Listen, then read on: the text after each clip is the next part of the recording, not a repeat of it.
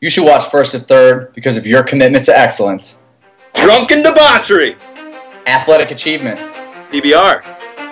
competition, Women. money. Let's go. Yeah.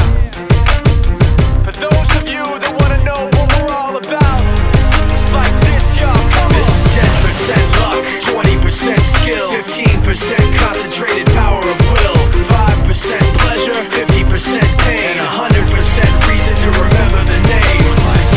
He doesn't need his name up in lights, he just wants to be heard, whether it's the beat or the mic. He feels so unlike everybody else, alone, in spite of the fact that some people still think that they know him. Kickball or save $20 at customink.com. Check it out.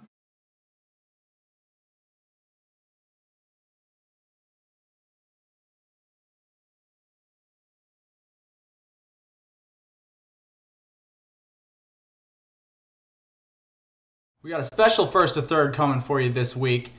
This past weekend, April 1st on Sunday, a group of kickballers in Naugatuck, Connecticut broke the Guinness Book of World Record for the longest kickball game in history. I believe the previous record was 51 hours. These kickballers played for 54 hours, and our man Ad-Rock was there. What's up, Ad-Rock? I made it. It wouldn't have been a party without me. I had to show up. So they started 9 a.m. Friday. Unfortunately, I couldn't make it. I had to work. I went out Friday night, but I made it over there about probably mid-afternoon on Saturday. So they were like right into it. At that point, morale was a little down because I don't know if anyone remembers, but up here in the Northeast, it was freezing and spitting snow pretty much all night Friday. Yeah, it was like that gross rain that like freezes to your body as soon as it falls out of the sky. So these guys started their game, and then a couple hours later, it was rain, snowing, and about 35 degrees. So I think a lot of them were wondering what the hell I get myself into, but we got down there. The sun ended up coming out for a while. Ended up being a fun time. I was there till about midnight. Saturday night / Sunday morning. I reffed a couple innings, just hung out. There's a DJ on site playing music pretty much all day, all the time. He took a break at like the wee hours of the morning, but he had karaoke set up. So a couple of these guys would go over there, get a karaoke session, then get up to kick. It was a pretty funny situation, actually, because there's about 30 people on each team, I think they had. Right. A couple ended up dropping off here and there from injuries throughout the 54 hours. 54 hours. Yeah. But it was pretty sweet. And then, so we took off about midnight, checked out a local watering hole. Bunch of people were in town from Waka, of course, for this event. Excellent. Showing some support. Yep, they had to be there. Ty was there. Sarah was there. Maggie from New York was there. Great. Bunch of other volunteers, people that we know, friends of the podcast. Chad was there from Shower Hammers. Excellent. Dom was there from I'm not even sure what team he plays for now, but one of those teams from Connecticut that travels to tournaments. Kyle was there. Guy that's going to be playing with Flying V and Lone Star was there. Friend of the podcast, Phil was there. I saw him in his awesome rat Phil suit. was there. Phil Preventure was there. He was rocking. He was in a rat suit. Dude, he always rocks.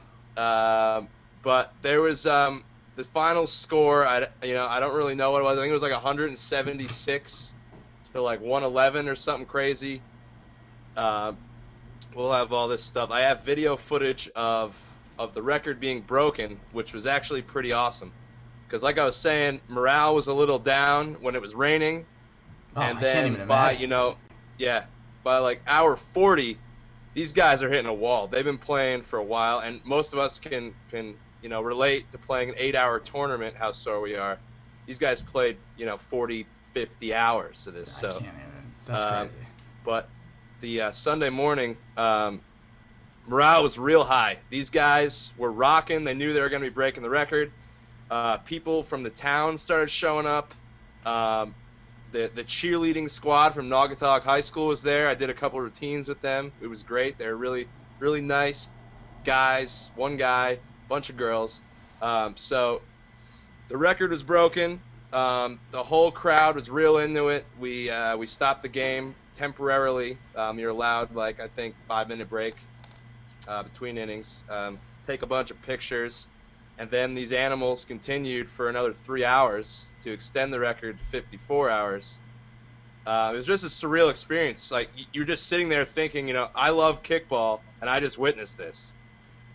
Dude, I was following it on Facebook at home, and I remember somebody posting a picture at like hour 27, and that's when it really sunk in, like, 54 hours. I don't even know if I've ever been awake for 54 hours. Yeah. Well, that's what I mean. It was pretty funny. Like, people were seriously getting delirious. Oh, yeah. At one point, Maggie, when I showed up at like 5 a.m. on Sunday to like kind of give her a rest, she seriously spoke gibberish to me. And I was like, what'd you say? She's like, I didn't even know I said anything. Like, I'm going to go take a nap. But yeah, it was, there was people, I mean, I hate to say it, I won't name names, that were so dead, they would just stand at the plate, like eyes closed, and just watch like 3 pitches come across just to get the strikeout and then just go take a nap. I mean, come on. Hey, you know what? The fact that you're stepping up to the plate after 50 hours of playing kickball is makes you a winner in my book. But the great thing about it was these guys raised $41,000 for charity. Charity was Kick It. A lot of us know Kick It. Hang on, I got a shirt for you here. Picked up a shirt here. Anyone can see that? Kick Sweet. It for children's cancer. That's Got myself awesome. a shirt. The 2 teams were named after 2 kids with cancer. One was Team Sammy, and what was the other one? I can't think of it right now, but both those kids showed up on Sunday, Awesome. which is like kind of an emotional experience. They showed up, and they took pictures with both teams, this girl and this boy, and it was pretty awesome. Then as they as they broke the record, of course the DJ had to play a motivational song. He went with what was the song? It's the song that everyone runs in slow-mo to. Oh, Chariots of Fire. Chariots of Fire played. And yeah, it was just a great experience, I think, all around. Everyone there was stoked, and I was glad to be a part of it. Dude, that's awesome.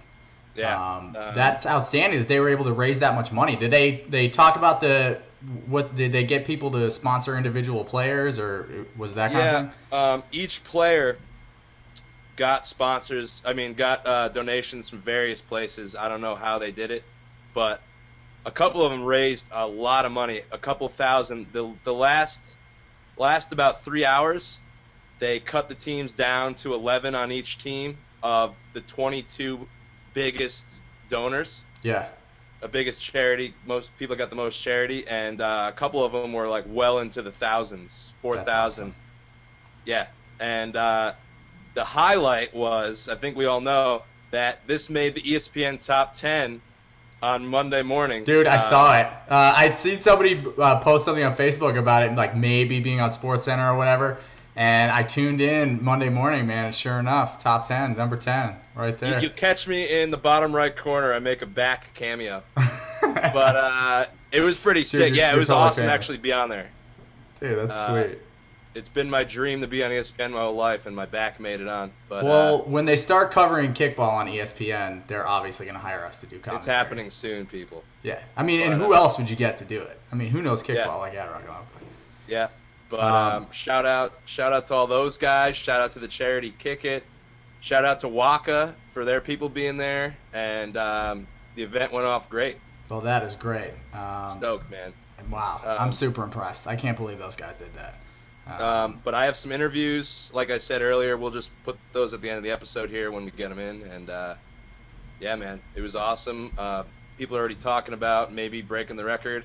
I don't think I will be anything a part of that. Come on, dude. But Come on, dude. I don't know. I would do. I mean, when I was watching like the Facebook updates, I was getting jealous. I was like, No, they're getting like hundreds of at-bats. being there was sweet. There were times when I was like, I want to get out there, I want to kick, and then there were times like, I want to go to bed. I can't believe they're doing this. those it was like highs and lows, and I'm sure they had the same stuff going on. But I might take part in it. We'll see. We'll see. But yeah, I mean, we'll see what happens. But the record stands now. 54 hours, man. That's gonna be tough to beat. Yeah, definitely gonna be tough to beat. But stoked for all those guys, and looking forward to covering the next event if it happens. Hell yeah, man. Well, that's great. Well, good on you for getting out there, dude. I'm glad we got some footage, so looking forward to seeing that. How do you feel after playing for 50 and a half hours? All right, nice next mustache. up. Oh, wait. Team Sammy. I feel awesome. From Q-Search, 2 hours of Stacy sleep. McVeigh, $610. Do you have any words of wisdom for the crowd? Don't take She any traveled all energy the way drinks. from Be natural. Maryland to be here. Work off adrenaline. And Play kickball. Be positive. Love kickball. Eat, drink, sleep kickball. What else is there? Take it easy, buddy. Thanks.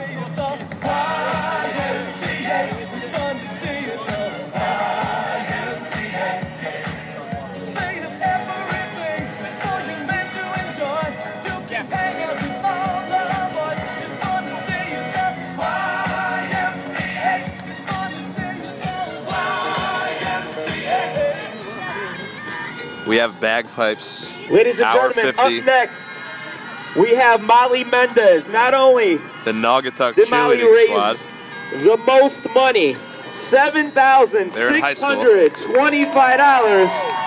That's right, $7,625. But Molly, you receive a crown.